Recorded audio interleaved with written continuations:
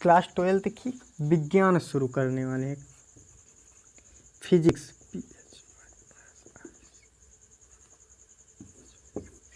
तो 12th की आज से हम फिजिक्स पढ़ने वाले हैं, अर्थात भौतिक विज्ञान।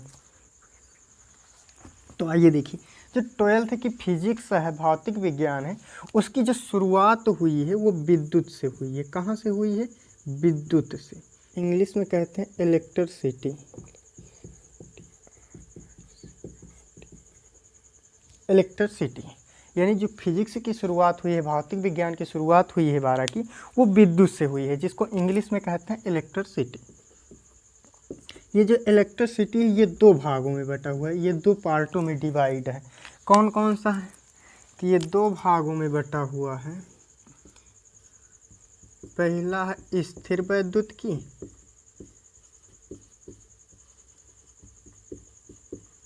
और दूसरा है वैद्युत चालन।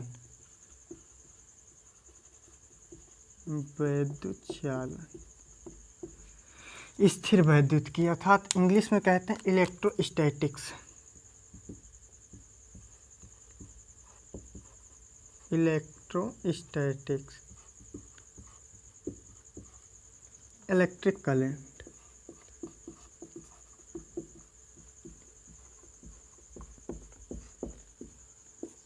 विज्ञान की शुरुआत हुई, विद्युत से। विद्युत दो पार्टों में डिवाइड हुआ, एक स्थिर वैद्युत की और एक वैद्युत चालन में।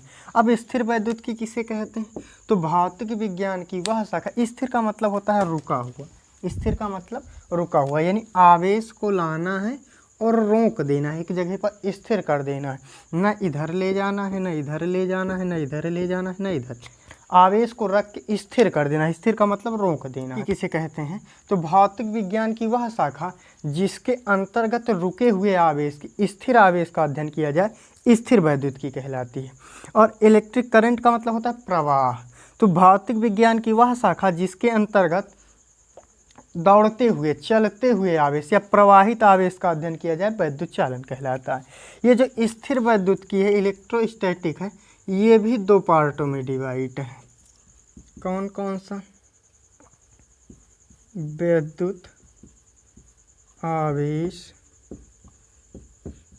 एवं क्षेत्र, और दूसरा है विभव एवं विभवांतर।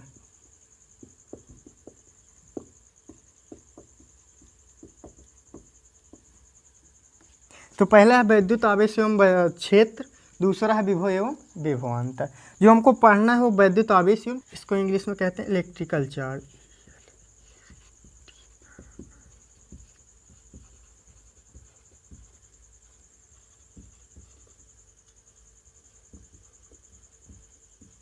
Electrical charge and area, voltage end voltage and potential.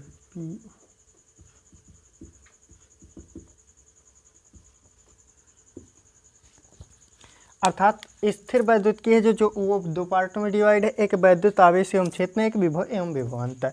Electrical charge and area, voltage and potential. तो हमको पढ़ना जो है वो वैद्युत आवेश एवं क्षेत्र के बारे में पढ़ना है। यानी हमारी जो फिजिक्स की शुरुआत हुई है वो विद्युत से हुई। विद्युत दो पार्टों में डिवाइड हुआ, एक स्थिर वैद्युत की और एक वैद्युत चालन। और जो स्थिर वैद्युत की है ये भी दो भागों में डिवाइड है, एक वैद्युत आवेश एवं क्षेत्र, एक विभव एवं विभवांतर। इसके अंदर हमारा जो आवेश होगा वो रुका हुआ होगा, एक स्थान पर स्थिर होगा, उसके बारे में जानकर। तो आइए हम देखते हैं हमारा पाठ जो है वैद्युत आवेश एवं वैद्युत आवेश एवं क्षेत्र।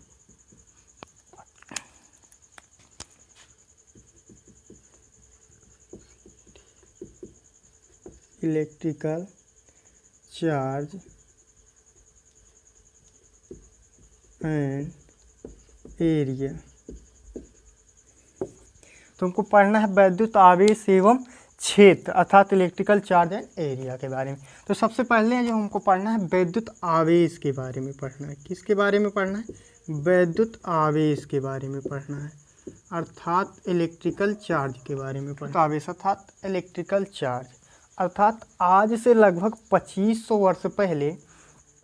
वर्ष पहले यूनान के दार्शनिक थेल्स ने देखा कि अंबर नामक पदार्थ को ऊन से रगड़ा जाता है। तो जब उसको रगड़ा जाता है तो वो हल्की वस्तुओं को या कागज़ के छोटे टुकड़े या तिनकों को अपनी ओर आकर्षित कर लेता है। यानी आवेश का मतलब होता है आकर्षित या प्रतिकर्षित करना। जैसे कागज़ के छोटे छोटे टुकड़े हैं और इनको आपके पास पेन जो है उसको सूखे बालों में रगड़ लो और उसके बाद इसके पास ले जाओगे तो जो ये कागज़ के टुकड़े हैं उसकी ओर आकर्षित होने लगेंगे। जो ये आकर्षित होने की प्रक्रिया होती है इसी को आवेश कहते हैं, जैसे कि आप प्रैक्टिकल देख सकते हैं। तो आज से लगभग 25 वर्ष पहले यूनान के दार्शनिक थेल्स ने देखा कि अंबर नामक पदार्थ को ऊन से रगड़ा जाता है तो वह हल्की वस्तु यानी कागज़ के छोटे टुकड़े व तिनके को अपनी ओर आकर्षित कर लेता है। जबकि लगभग 2000 वर्षों तक यानी 2000 वर्षों तक इसका कोई महत्व नहीं दिया गया। लेकिन सन 1600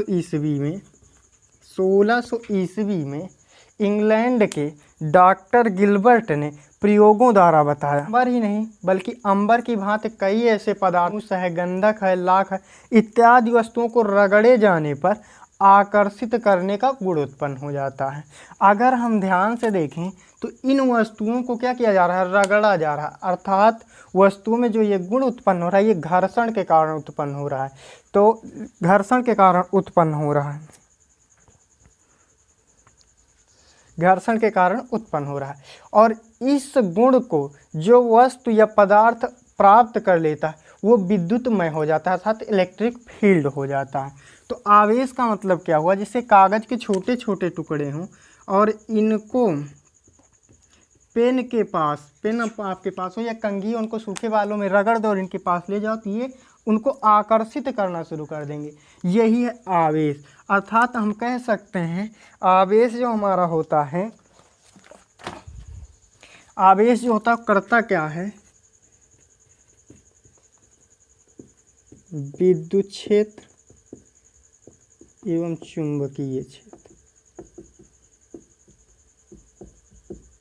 विद्युत क्षेत्र एवं चुंबकीय क्षेत्र उत्पन्न करता है या फिर प्रभावों का अनुभव करता है, उत्पन्न करता है या फिर अनुभव करता है। अर्थात आवेश की परिभाषा बन जाएगी, यहीं से आवेश की परिभाषा बन जाएगी। अर्थात आवेश किसी वस्तु का वह गुणधर्म है जो विद्युत व चुंबकीय क्षेत्र उत्पन्न करता हो या इनके प्रभावों का अनुभव करता हो, चाहे विद्युत क्षेत्र चुंबकीय क्षेत्र उत्पन्न करता हो या इनके प्रभावों का अनुभव करता हो। ठीक, तो उसे हम क्या कह देंगे, आवेश कह देंगे। और आवेश के बारे में कई बात, आवेश एक अदिश राशि, आवेश कैसी राशि है, अदिश राशि है। आवेश व्युत्पन्न राशि है, व्युत्पन्न राशि है। आवेश के प्रकार देख लेते हैं। आवेश के प्रकार, आवेश के प्रकार, तो आवेश दो प्रकार के होते हैं। पहला होता है धन आवेश और दूसरा होता है ऋण आवेश। एक धन आवेश होता है और एक ऋण आवेश होता है। थोड़ा सा समझो, धन आवेश और एक ऋण आवेश होता है, यानी एक प्लस का होता है और एक माइनस का होता है। जब भी प्लस प्लस के आवेश होंगे या माइनस माइनस के आवेश होंगे एक दूसरे को प्रतिकर्षित करेंगे, प्रतिकर्षित करेंगे। जब भी प्लस माइनस या फिर माइनस प्लस होंगे आकर्षित करेंगे। अर्थात अगर प्लस प्लस के हैं तो प्रतिकर्षित, प्रतिकर्षित का मतलब दूर ठेलेंगे, नफरत करेंगे, एक तरह से कह सकते हो, एक दूसरे को आसपास नहीं आने देंगे। और अगर अलग अलग हैं तो आकर्षित मतलब खींचेंगे या फिर कह सकते हो प्यार करेंगे, बुलाएंगे अपने पास। ठीक, तो अगर समान आवेश हैं या फिर क्या हम कह सकते हैं सजातीय आवेश, सजातीय का मतलब सेम चिन्ह वाले प्लस प्लस के होंगे तो प्रतिकर्षित करेंगे, चाहे वो प्लस प्लस के हों चाहे माइनस माइनस के हो। विजातीय मतलब अलग अलग आवेश एक दूसरे को आकर्षित करेंगे, चाहे प्लस प्लस के हों चाहे प्लस माइनस के हों। पांचवा पॉइंट, आवेश का मात्रक, आवेश का मात्रक। अब आवेश का मात्रक कैसे निकालेंगे, तो हम 9 में एक सूत्र पढ़ें, I बराबर Q अपान टी। ये टी भाग में अगर इधर भेजेंगे तो क्या हो जाएगा, I into T is equal to Q। अब आवेश का मात्रक क्या होगा, देखो I है, I का मात्रक क्या होता है, एम्पियर होता है। I का मात्रक क्या होता है, एम्पियर, अर्थात धारा। धारा का मात्रक क्या होता है, एम्पियर इंटू टी मतलब समय, समय का मात्रक क्या होता है, सेकेंड। एम्पियर इंटू सेकेंड, या फिर इसको हम कह सकते हैं, क्या कह सकते हैं, कूलाम। एम्पियर इंटू सेकेंड, या फिर क्या कह सकते हैं, कूलाम। ये किस पद्धति में आता है, तो ये एमकेएस पद्धति में आता है। आवेश के और मात्रक होते हैं, कौन से होते हैं, ESU इलेक्ट्रोस्टेट यूनिट, या इसी को कहते हैं फ्रैंकलिन। फ्रैंकलिन ये किस पद्धति में आता है, तो ये CGS पद्धति में आते हैं। यानी आवेश का मात्रक क्या होगा, एम्पियर, सेकेंड, या फिर कूलाम कह सकते हो, या फिर ESU या फिर फ्रैंकलिन कह सकते हो। और आवेश का जो सबसे छोटा मात्रक होता है, आवेश का छोटा मात्रक वो होता है ESU। और बड़ा मात्रक जो होता है, अर्थात आवेश का सबसे बड़ा, ये सबसे छोटा था, ये सबसे बड़ा मात्रक क्या हो, सबसे बड़ा मात्रक फैराडे। और 1 फैराडे बराबर 96,500 कूलाम। सवाल में इसकी ज़रूरत पड़ेगी।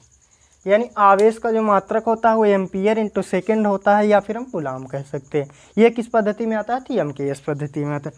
ESU या फिर फ्रैंकलिन कह सकते हैं। फ्रैंकलिन वैज्ञानिक का नाम है। वैज्ञानिक क्या करते थे, अपने नाम का ही मात्रक रख देते थे, क्योंकि उनको याद रखा जाएगा इससे। ये किस पद्धति में आता है, तो CGS पद्धति में। आवेश का छोटा मात्रक क्या होता है, तो ESU होता है। और सबसे बड़ा मात्रक क्या होता है, फैराडे। 1 फैराडे बराबर 96,500 कूलाम होता है, जो कि सवाल में आपके आएगा।